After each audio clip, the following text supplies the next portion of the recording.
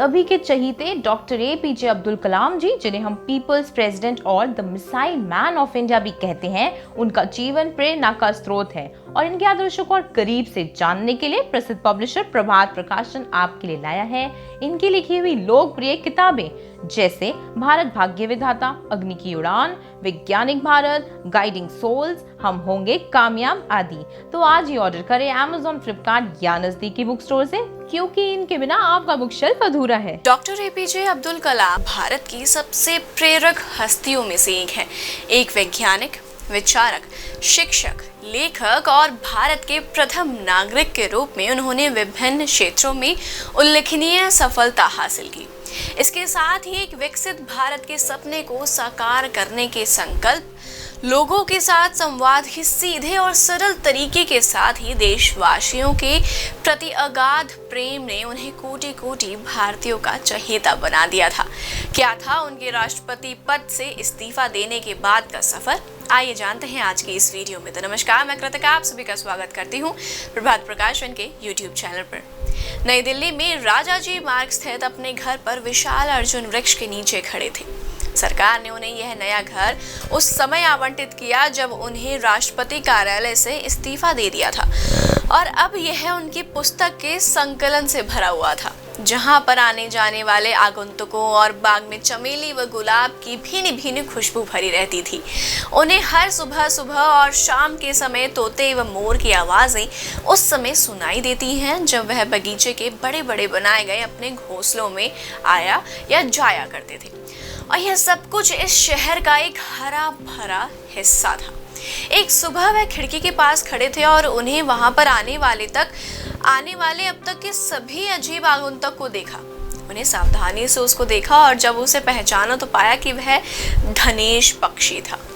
उन्हें अक्सर यह भी देखने को मिलता था कि बंदर बगीचे में हमला बोलते थे और आपस में लड़ाई झगड़ा किया करते थे। एक बार उन्हें यह भी पता था कि वह एक रसोई घर में घुस गए थे और वहां पर खाने को जो कुछ छोटा मोटा सामान मिला उसकी दावत भी करके गए।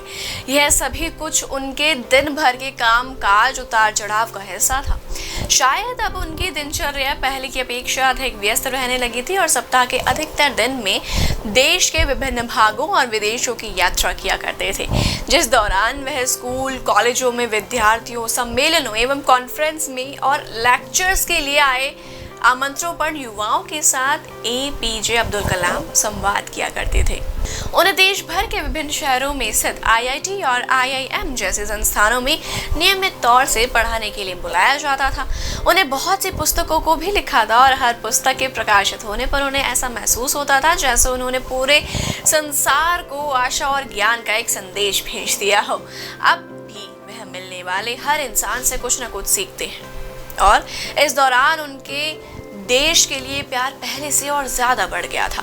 वह सरकारों और आम लोगों को जिस तरह की चुनौतियों का सामना दिन प्रतिदिन करना पड़ता था उनसे अनजान नहीं थे, लेकिन उनके अपने विश्वास को बनाए रखना एक अदम्य साहस भरा कार्य था। उनका विश्वास बना हुआ था क्योंकि वह जानते थे कि यह देश महान है और इसकी महानता का रहस्य इसके नागरिकों में निहित है।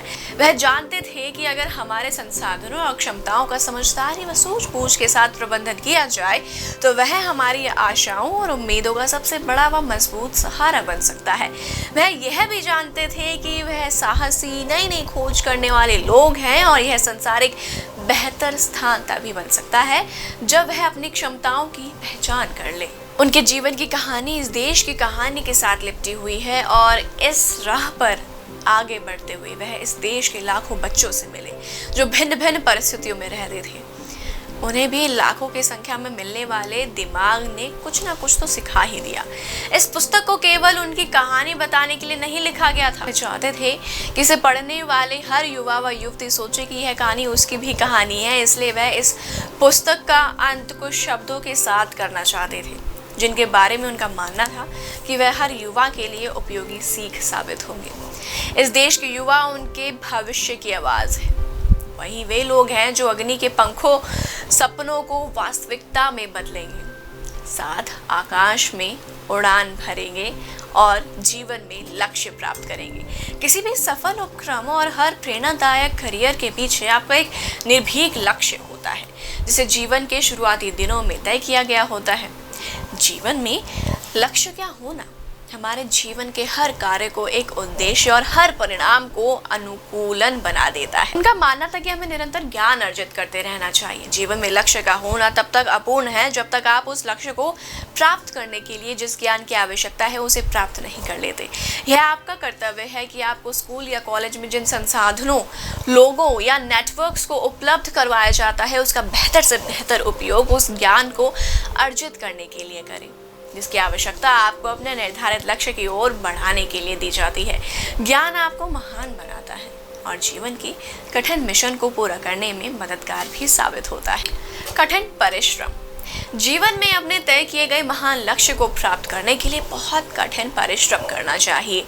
सही ज्ञान का उपयोग कर और निरंतर कठिन परिश्रम के साथ आप कठिनाइयों से पार पा सकते हैं और बहुत ऊंचाइयों को हासिल भी कर सकते हैं।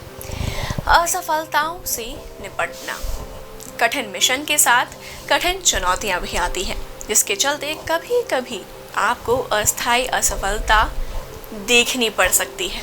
मनुष्य की परीक्षा यह है कि वह अपनी असफलता को स्वीकार करे और तब तक आगे बढ़ता रहे जब तक उसे सफलता प्राप्त न हो जाए।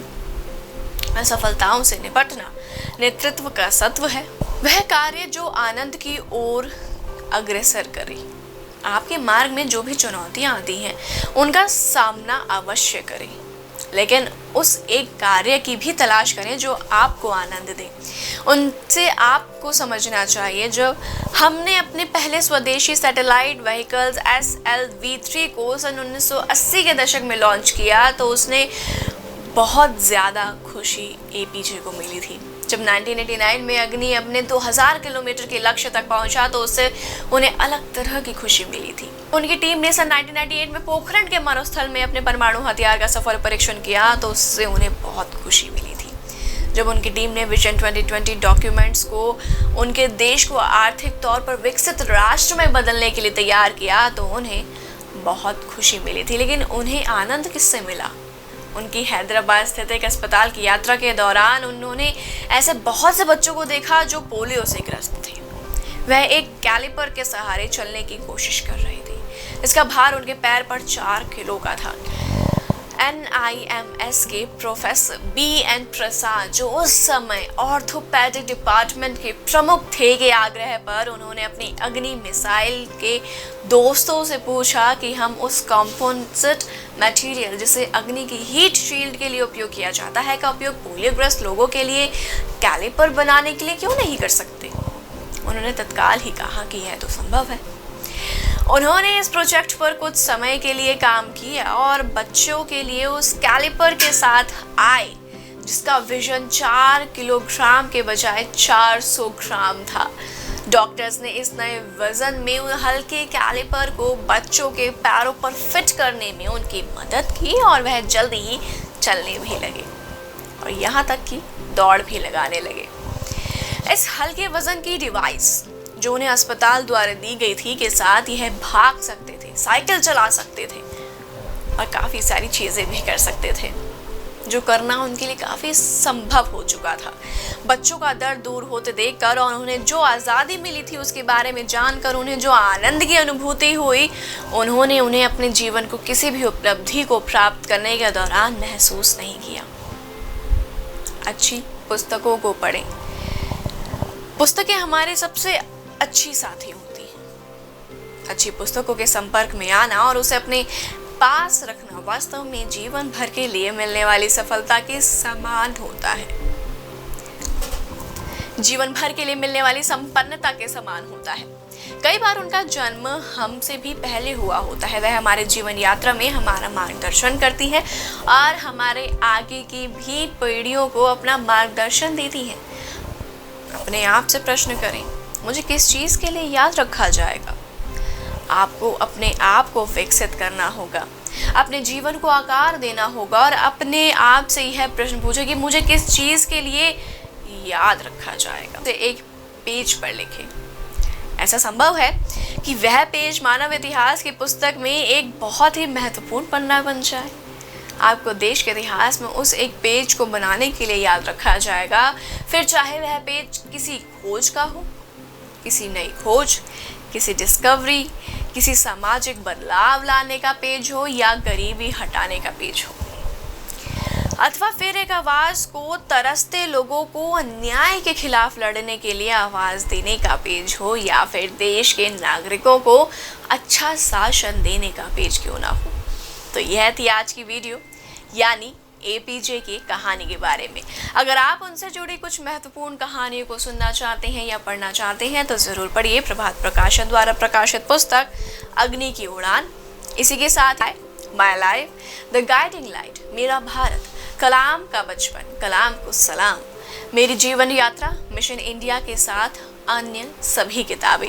ये सभी किताबें आपको अमेज़न और फ्लिपकार्ट पर अवेलेबल हो जाएंगी। साथ ही आप स्क्रीन पर दिए गए नंबर पर संपर्क करके भी इसे ऑर्डर कर सकते हैं। तो उम्मीद है कि आपसे फिर मुलाकात होगी हमारे प्रभात प्रकाशन के यूट्यूब चैनल पर, और इसी के साथ ज़रूर हम भी फॉलो करें मारो एग्ज़ाम, प्रभात एग्ज़ाम और मिशन जीपीएससी के यूट्यूब चैनल पर। तब तक के लिए दोस्तों, नमस्ते।